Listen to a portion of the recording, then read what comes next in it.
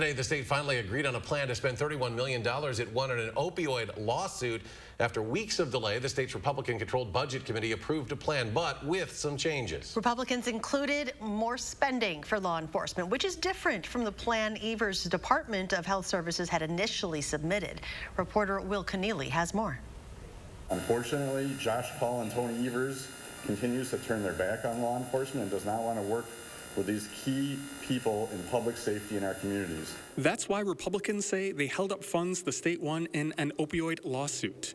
They say the plan from the Evers Health Services Department did not take into account law enforcement. There was nothing targeted for that in this plan.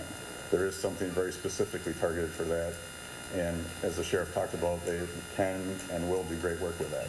Republicans moved money from K-12 addiction prevention, family support centers, and building improvements to create a law enforcement grant. That money can go towards local law enforcement initiatives like addiction treatment in jails, for example. Despite the change, Democrats still voted for the plan, saying they want this money to be spent right away. Someone to pass this, get the money out the door today. Just get it to where it needs to be. Democrats had previously criticized Republicans for waiting to disperse the money. That included Dane County Sheriff Kalvin-Barrett. We need a proactive approach and not a continuous reactive approach. As the Dane County Sheriff, I'm here to say that we will not arrest our way out of this opioid pandemic, and we need help. And that was Will Keneally reporting. The funding is part of a $400 million settlement Wisconsin won in an opioid suit.